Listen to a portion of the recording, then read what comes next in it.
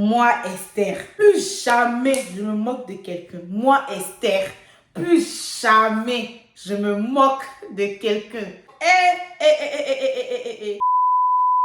Salut tout le monde, j'espère que vous allez tous et toutes bien. Moi ça va super bien, alors j'espère que c'est le cas pour vous. Donc les amis, comme vous avez pu le voir au titre de la vidéo, je reviens pour une story time. Une story time, ça faisait un peu longtemps que j'avais pas fait de story time et tout. Une story time vraiment croustillante, vraiment digne de la... Je sais pas si je vais appeler ça, je vais dire c'est mystique, mais si je vais dire que c'est si, c'est ça.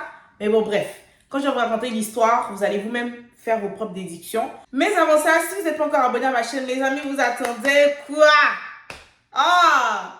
À chaque fois, on vous dit abonnez-vous, abonnez-vous, abonnez-vous. Non, sérieusement. Abonnez-vous. Vraiment. Non, franchement, je ne vais pas trop répéter parce que je vois déjà que vous vous abonnez. Donc là, je suis vraiment contente sur ce point-là. Pour les nouveaux, si vous n'êtes pas encore abonné, abonnez-vous, likez, commentez, partagez.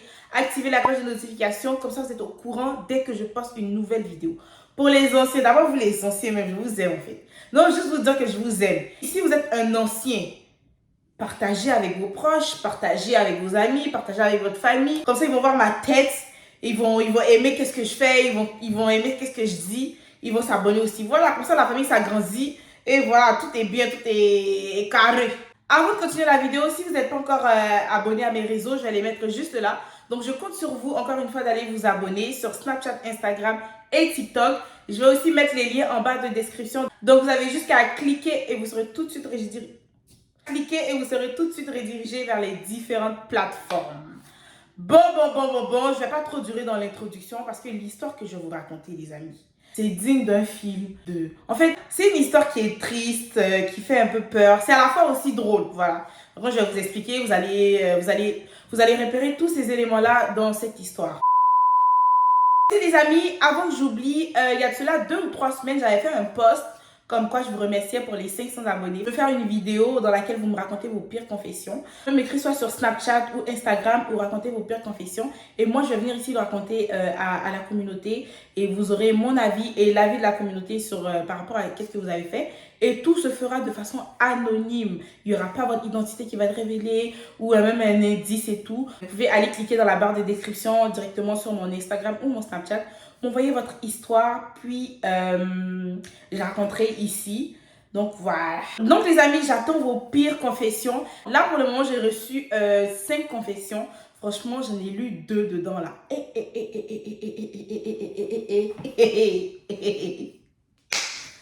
Ok, beau. Franchement, c'est incroyable. C'est incroyable. Franchement, il y a des trucs de dingue qui se passent dans la vie. Mais je ne vais pas vous juger, voilà. Je vais tout simplement vous donner mon avis, puis la communauté aussi en commentaire pour pouvoir vous donner son avis.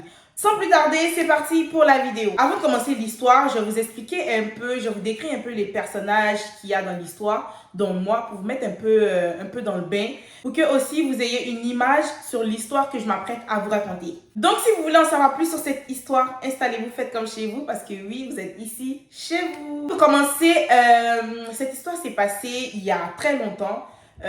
J'avais 12 ans. 12 ans, peut-être 13 ans, presque, j'allais avoir presque 13 ans, mais je sais que j'avais pas encore eu 13 ans. J'avais 12 ans quand cette histoire s'est passée. D'abord, il y avait moi, voilà. Moi, j'étais une fille, à cet âge-là, je commençais vraiment à m'affirmer. On va dire, j'étais à la quête de mon identité, voilà, comme on dit et tout. J'étais une jeune fille, comme maintenant, souriante, toujours joyeuse. Je faisais toujours le clown à l'école, devant mes amis, devant mes cousines et autres et tout ça. Donc, j'étais quelqu'un de pas réservé, de pas timide. J'étais vraiment très extravertie, voilà. Puis, quand j'ai eu 12 ans aussi, j'ai eu mon entrée en 6e.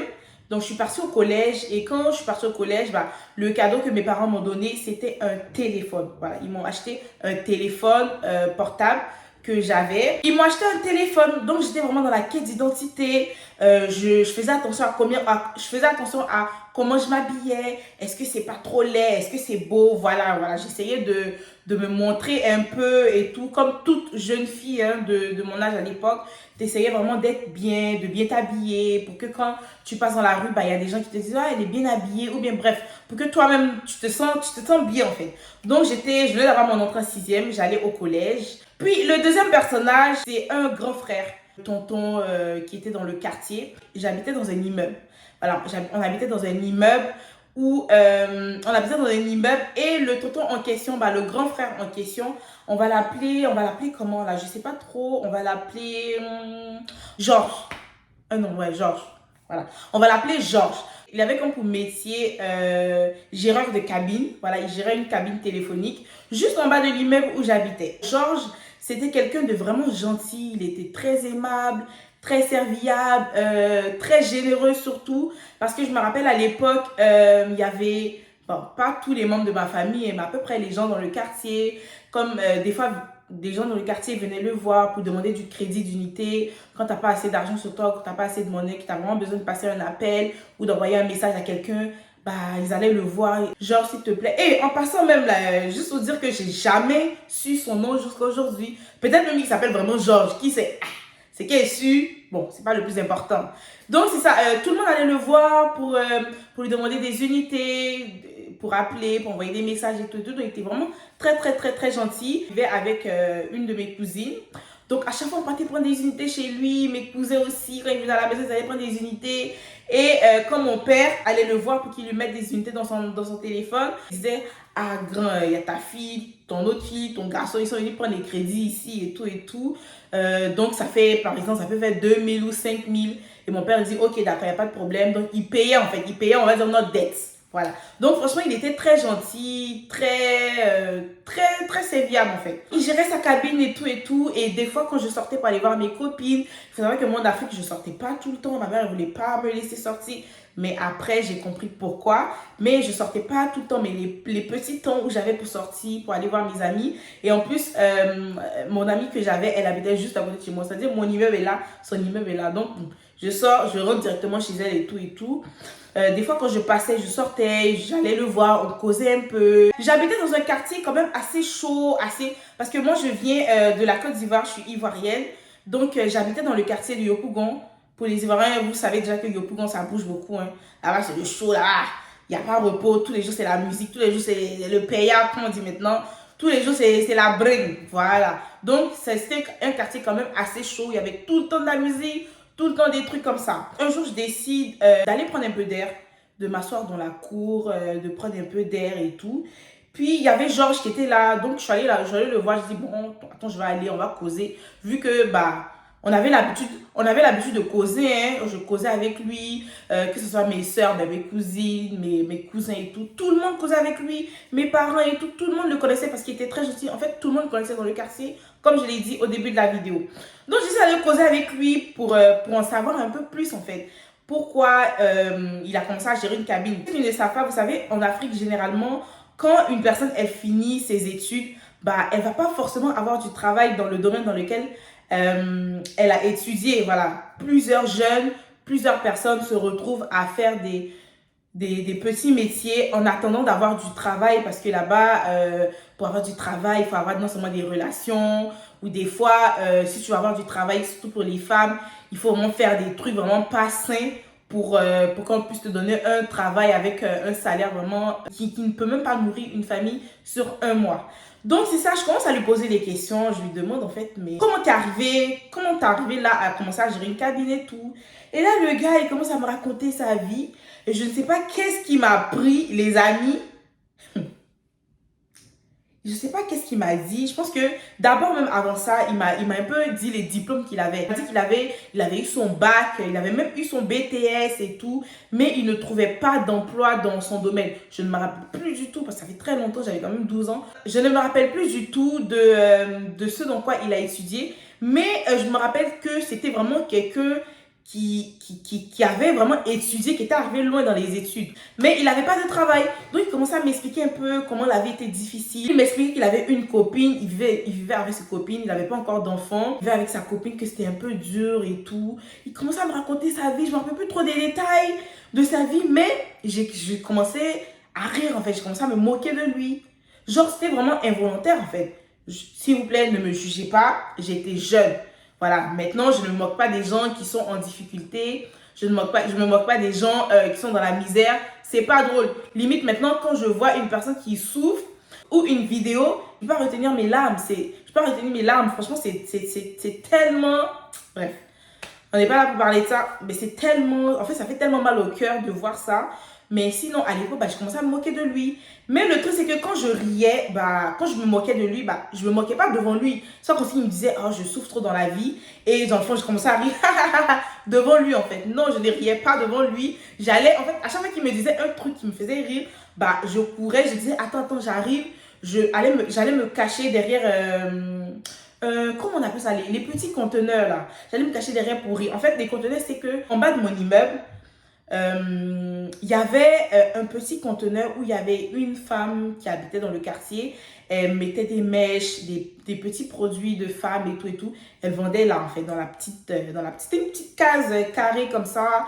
Je ne sais pas si vous voyez un peu. Je vais vous mettre une image ici ou ici, là, pour que vous essayiez de voir un peu à quel point c'était vraiment petit. Donc, à chaque fois qu'il me disait quelque chose, j'allais me cacher, je riais et tout.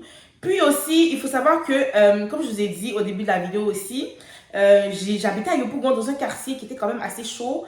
Et il faut savoir que le soir devant l'immeuble, il y avait, c'était un maquis, voilà. C'était un maquis où il y avait la musique, il y avait les gens qui vendaient en bordure de route. Bref, c'était l'ambiance, même qu'on laissait à Abidjan Capitale, de l'ambiance. Voilà, c'était l'ambiance, ça bougeait beaucoup et tout et tout.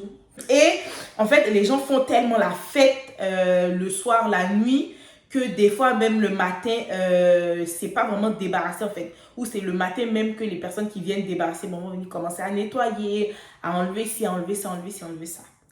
Maintenant, le jour, c'est-à-dire que le gars, il me raconte un peu sa vie et tout et tout. Et à chaque fois qu'il me disait quelque chose, je courais, j'allais me cacher derrière le petit conteneur et tout. Après, je revenais. Bon, je pense que je me rappelle très bien. Il ne trouvait pas ça très bizarre en fait. Il trouvait pas ça très bizarre. Quand je partais, je revenais. Le gars, il continuait à me parler, il continuait à m'expliquer, à me raconter sa vie et tout. À un moment donné, je ne sais pas qu'est-ce qu'il m'a dit. Puis là, j'ai pété de rire. Non, mais pété de rire, oui. J'ai commencé à rire. Et quand je suis partie, je me suis tournée. Genre, je suis allée me cacher derrière le conteneur, les amis. Il y a une bouteille. Une bouteille cassée, là. Qui m'a tranché le pied. Une bouteille. Ça a tracé mon pied, là. J'ai la cicatrice ici. Je ne sais pas si... Bon, peut-être que je mettrai une photo pour que vous essayiez de voir. Mais maintenant, la cicatrice, elle est fermée. Mais je vais vous expliquer avant d'arriver à la cicatrice. Parce que mon pied est déchiré. Mon pied est tracé. La bouteille m'a coupé. Quand je dis coupé, c'est pas une petite coupure du genre... voilà. C'est pas ça C'est pas ça, hein? Hey, ça m'a coupé. Quand je dis coupé, là, c'est rentré dans ma chair, en fait. C'est tellement rentré dans ma chair qu'on voyait presque mon os. Hey. Et je me rappelle en plus, c'est que... non, quand tu es enfant, et puis c'est pas bon. En fait, je me rappelle que quand, genre, ça m'a tracé là, sur le coup, j'ai rien ressenti. J'ai rien ressenti. Et je me rappelle très bien, vraiment, je me rappelle que quand j'ai commencé à rire, en fait, le truc m'avait déjà tracé, mais moi, je n'avais pas encore senti. Mais quand je riais, puis genre, je me suis baissée comme ça, les amis, je vois le sang. Le sang là, mon sang là, ça sortait. Le sang sortait, ça sortait, ça sortait, ça sortait, ça sortait. Et quand j'ai vu ça là, j'ai eu peur. J'ai dit, Seigneur, mais qu'est-ce qui m'arrive? Pourquoi?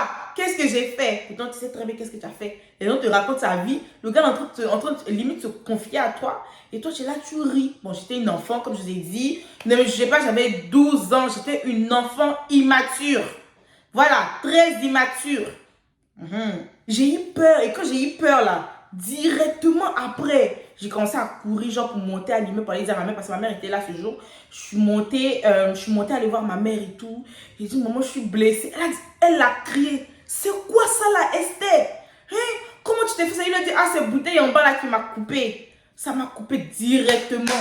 On est parti à la... Il y avait une clinique juste à côté de l'immeuble. C'était pas très loin, c'était peut-être à genre 5 minutes en marche comme ça. Hein.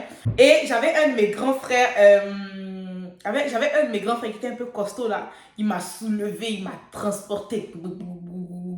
Et puis même quand on sortait pour aller, c'est-à-dire que mon grand frère m'a transporté pour partir là. Le Georges qui gérait la cabine, genre je le regardais, genre j'ai tourné mon regard, il nous regardait partir. Regardait comme ça, sans expression, et on est parti.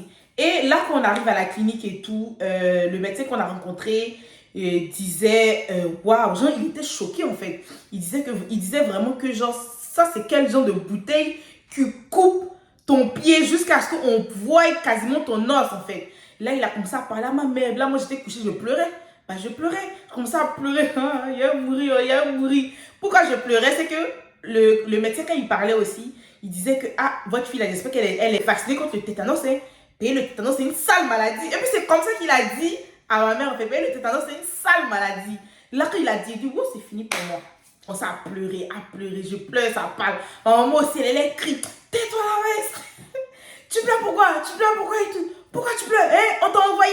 Tu pleures pourquoi? Ok, on va l'envoyer là-bas, on va commencer à nettoyer et tout et tout. On va commencer à faire les points de suture. On va lui faire aussi des examens, voir si les examens plus tard, voir si tout est correct. Parce que c'est quand même une bouteille où les gens sont venus danser la nuit. On ne sait pas, bouteille là quitte où. Si c'est une bouteille qui est contaminée, bref, on ne sait pas. Donc, par précaution, ils vont nettoyer la plaie rapidement. Ils vont me coudre la plaie. Puis par la suite, bah, je vais faire des examens, des prises de sang et tout pour voir si tout est correct. Donc, franchement, blague à part, la plaie, elle était dégueulasse. Vraiment, elle était dégueulasse. Vraiment. Genre, je me rappelle là comment c'était ouvert. Donc, en tout cas, qu'est-ce qu'ils ont fait? Bah, ils ont cousu. Ils ont fait des points de suture et tout. Ils ont cousu ça. Et puis, je me rappelle quand on est arrivé à la maison, les amis, je regarde mon pied comme ça là et je vois que, bah, c'est pas trop ça, quoi. Je vois que c'est pas trop ça. Je dis, mais, ma maman dit, aïe, monsieur là, ils ont fait quoi comme ça? Est-ce qu'ils ont bien fait les trucs? Ils vont tuer ma fille ici, comme si ta fille, même, c'est elle-même qui sont envoyées. Mais voilà ça maintenant. Non, s'ils ont bien fait et tout. Après, ma maman dit, bon, le lendemain, là, on va retourner là-bas. Entre-temps, elle me donnait des médicaments et tout pour essayer de calmer la douleur parce que ça se faisait mal. C'est une plaie qui est ouverte et tout. Donc, après, on est retourné dans une autre clinique. On n'est pas retourné dans la même clinique, là. On est retourné dans une autre clinique et tout. Puis, qu'ils essayent de regarder. Donc là, ils ont enlevé les fils que les gens avaient mis. Ils ont vraiment bien cousu la plaie. Ils ont nettoyé. Ils ont mis les trucs ici, les ça pour désinfecter pour que tout soit bien en fait. Et aussi à plus tard ils se sont rendus compte que bah, j'avais déjà fait un vaccin de tétanos, même si vaccin bah, ça ne veut pas vraiment dire que tu es protégé à 100%, mais sur ce coup là bah, le médecin qui avait regardé dans mon carnet de santé avait vu que j'avais déjà reçu un vaccin de tétanos qu'on donnait dans les écoles primaires et tout là, que j'avais déjà reçu. Donc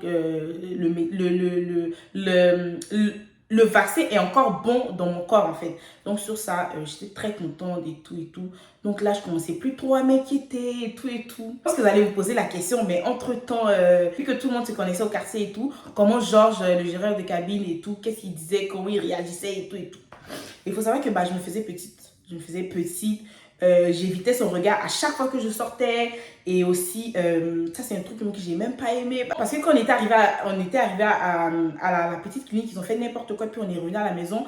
Bah, mon grand frère, mon cousin, là, il m'a posé la question, mais qu'est-ce qui s'est passé? Puis là, je disais que c'est le tonton qui gère Kabyle. Il est en train de raconter sa vie. Et puis, j'ai commencé à rire, je me moquais de lui et tout. Donc, c'est comme ça que j'ai eu la plaie et tout. Donc, lui aussi, quand il m'a pas fermé sa bouche, il est parti dire au monsieur. Depuis ce jour-là, le monsieur ne me parlait plus. Il ne me parlait plus jusqu'à ce que bah, on déménage ici au Canada. Il a dit, mon grand frère, bah, je l'appelle mon grand frère, hein, parce que cousin, mon grand frère était parti, il dit, tu sais qu'Esther s'est moquée de toi, non? C'est pour ça que son pied là est ouvert, là. Tu sais qu'elle s'est moquée de toi. Tu t'entends de lui raconter ta vie ici, là. Elle s'est moquée de toi. Donc, il me parlait plus. Il me parlait plus et tout. Et même par la grâce de Dieu, je me suis rétablie. Bah, j'avais même honte d'aller lui demander les unités. Et aussi, bah, j'allais même plus lui demander les unités. Il y avait un autre gérant de cabine juste à côté, bah, c'est chez lui que je partais maintenant. Et des fois, il me voyait, il me regardait mal. Très mal, il me regardait. Et vous savez, en Afrique, là, quand par exemple, une personne va vendre quelque chose ici, l'autre personne qui va vendre la même chose va se mettre juste à côté. Donc, c'était les gérants de cabine, là, c'était souvent leur travail. Ils se mettaient à côté, comme ça. Donc, je le laissais et j'allais voir la personne à côté. Donc, puisque moi, en fait, vraiment, je dépensais beaucoup dans les unités. En fait, quand j'avais eu mon téléphone, quand j'arrivais en 6e, je dépensais tellement d'argent dans les unités que à chaque... Ils savaient que même si je prenais des crédits, là, mon papa venait rembourser. Donc, c'était beaucoup d'argent, c'était beaucoup de profit qu'il faisait sur moi. Donc, le fait que ce profit-là, je ne donnais plus à lui, mais que j'allais donner à quelqu'un d'autre, bah, ça l'énervait dans un moment donné. Il a même une discussion qui a éclaté. Il voulait même me frapper. Parce que je l'énervais, mais mon cher, il a raison. Il a raison. Je me suis moquée, mais j'étais un enfant. On ne me lançait pas la pierre. Ne me lancez pas la pierre, j'étais un enfant, je ne savais pas trop qu'est-ce que je faisais. Si j'étais un enfant, quand même, tu sais, à 12 ans, je pense que tu sais différencier le mal du bien. Mais c'est fait, Dieu merci, bah, je ne suis pas comme ça. Voilà, Dieu merci, j'ai appris de mes leçons. Je sais que dans la vie, il ne faut jamais, mais jamais se moquer de quelqu'un. Surtout quand la personne te raconte ses problèmes, la personne souffre et tout. Il n'y a pas en fait, mais voilà, j'étais un enfant et tout. Donc c'est à peu près ça. Franchement les amis, le conseil que je peux vous donner, c'est vraiment ne vous moquez jamais de personne. Même si c'est votre pire ennemi qui est en train de vivre vraiment la pire des choses, ne vous moquez pas de lui ou d'elle. Vraiment, c'est pas sympa en fait. Et aussi, vous savez, on est en Afrique. Parce que je me rappelle même à un moment donné et tout, que genre, on avait fait les bonnes sutures. Il y a dans ma famille, les gens commencent à parler. Le monsieur là, mais c'est un sorcier, hein? C'est un sorcier. Comment une petite fille comme ça, hein, tu es en train de raconter sa vie, comment une petite fille comme ça, elle se coupe avec une bouteille cassée. Et puis genre, c'est même pas une petite coupure, hein? C'est une grosse coupure jusqu'à ce que le truc... Le monsieur là, même, il n'est pas net. Après, les gens comme ça disent, ah, il n'est pas net, il est correct, c'est juste son karma en fait. Voilà, ça a été mon karma. Fallait pas que je me moque de lui, je me suis moquée de lui. Mais voilà, mon karma, tout simplement en fait. Donc, il n'y a rien de mystique, il n'y a rien de ci, de ça. Voilà, c'est ça. Et plus tard, bah, je me suis rétablie et tout. Et maintenant, là, jusqu'au jour d'aujourd'hui, bah, j'ai ma cicatrice sur mon pied. Je me rappelle même, j'ai essayé plusieurs fois d'acheter des crèmes, fait partie des cicatrices, de la liste, c'est jamais parti. En tout cas, ça, là, j'ai ça à vie. C'est-à-dire que, avant de me moquer de quelqu'un, là, je vais penser à ma plaie, là. Voilà, je regarde ça en ce moment. Je vais penser à ma plaie pour dire que, voilà, dans la vie, il ne faut pas se moquer de quelqu'un. Même si je le sais déjà, voilà. Donc, c'est ça. J'ai ma cicatrice à vie parce que je l'ai cherchée. Voilà. Donc les amis, c'est tout pour la vidéo. J'espère que vous avez kiffé cette story time. Donc dites-le moi en commentaire si vous avez aimé la vidéo. Dites-le moi en commentaire si vous avez déjà vécu une histoire un peu similaire. Du genre, vous êtes moqué de quelqu'un. Que ce soit volontairement ou involontairement, vous êtes moqué de quelqu'un. Puis directement après, le karma a agi. Parce que moi, en fait, le karma n'a pas attendu 2 mois, 2 semaines, 1 an. Le karma a agi à la seconde qui a suivi. C'est-à-dire, dès qu'il m'a dit, je suis partie me cacher, rire, puis mon sang. Donc, c'est tout pour la vidéo. J'espère que vous avez aimé. Donc, si vous avez aimé, n'hésitez pas à lâcher un gros pouce bleu. Abonnez-vous si ce n'est pas encore fait. Likez, partagez, commentez et activez la cloche de notification. Comme ça, vous êtes au courant dès que je poste une nouvelle vidéo. Sur ce, je vous fais plein de bisous. Et on se dit à la prochaine pour une nouvelle vidéo.